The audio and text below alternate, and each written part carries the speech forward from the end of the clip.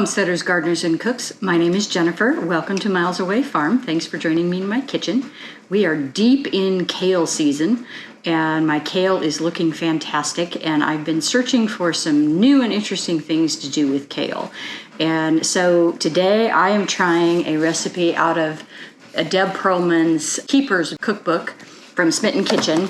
I love her, and I've used many a Smitten Kitchen blog recipe, and so I went ahead and bought this book as a anniversary gift to myself. My husband and I celebrated our 25th anniversary a couple of weeks ago, and this recipe is slow-simmered lentils with kale and goat cheese. She serves it with a piece of crusty bread. I'm going to serve it with some baked chicken because we don't do a ton of bread in our house, but I'm hoping it's going to be delicious. It has some goat cheese in it, and I'm also in the process of processing a lot of the kale that I have right now and freezing it for later use. So this is another great thing to do with kale is soups and stews. Makes a really lovely Tuscan bean soup or a sausage and kale soup, and I do that a lot in the winter, but it's not the kind of thing I tend to want to eat this time of year. So looking for something a little bit lighter, a little fresher. We'll see. And I actually suspect that because this is a long simmered recipe, it would probably also really work with collard greens. And so if you are a collard green person,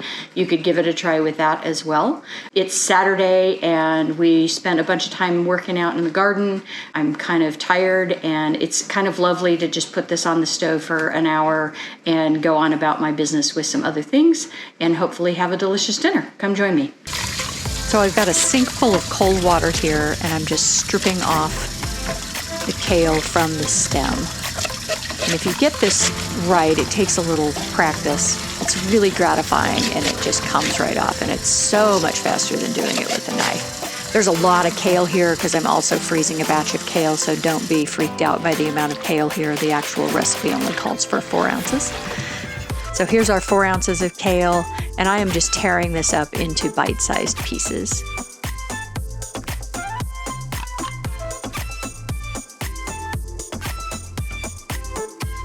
A couple tablespoons of oil in a good-sized, heavy-bottomed pot. 1 medium onion. This is still my red onions, my red storage onions. I think I have 1 left after this. Insane that we're in June and that I'm still using homegrown onions. That's fresh garlic from the garden. There was one that was starting to rot on the outside, and so I pulled it, and so it's really young and tender. It's actually about a month before we normally harvest garlic. And then the kale goes in, and then because of course it's greens, within a very short time it is shrunk down to nothing.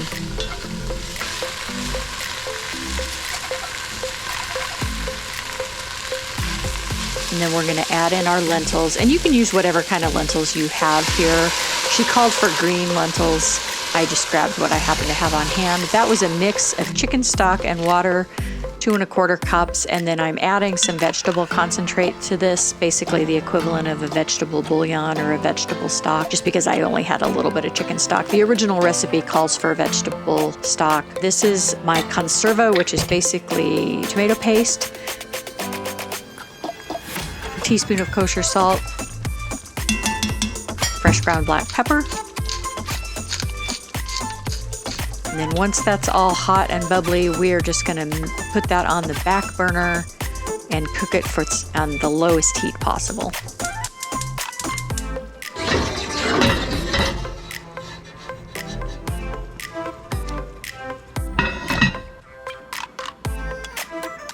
Meanwhile, I thought I'd show you guys my worm bin.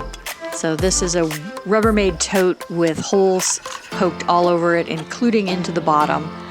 And I've had this worm bin for a couple of years now. It mostly lives outside.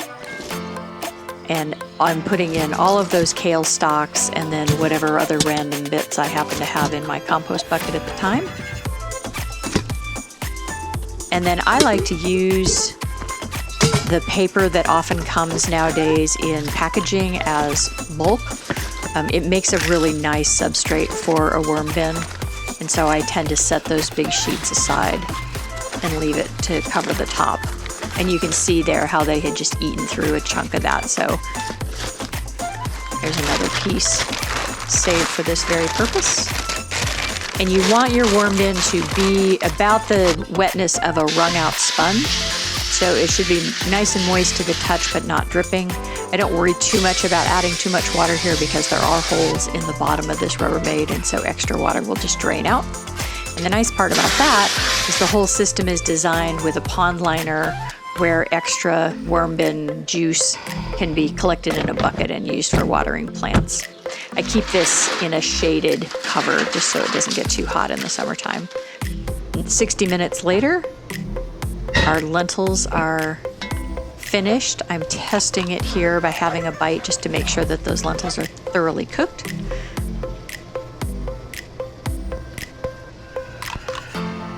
And they are. And then to this, we're going to add 2 tablespoons of sherry wine vinegar. If you can't find sherry vinegar, red wine vinegar would be a perfectly good substitute. I have a hard time finding sherry vinegar sometimes. And that acid is critical. It just brightens everything up. And then we're adding in our goat cheese, about 4 ounces.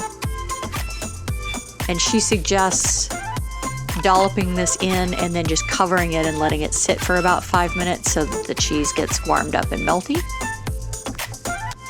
And that's exactly what I did. Stir everything in and it's ready to serve. And this really was quite delicious. It's very good. It's got a nice mix of savory, kind of umami, a little bit of salt, a little bit of acid. And she mentioned that this was the dish that convinced her son that kale and lentils were both actually worth eating. This is some harissa chicken that I just baked in the toaster oven. Some legs and thighs from our own birds that I think we've got 1 more pack left. So we're almost ready to butcher birds and we're just about through last year's birds. And that's all there is to it. So this is a really nice, mostly hands-off dinner and nice and healthy and a great way to use kale. Give it a try, you guys. Thanks for watching, Tribe. If you like this kind of content, give me a thumbs up, subscribe, share. I have new content coming out every week.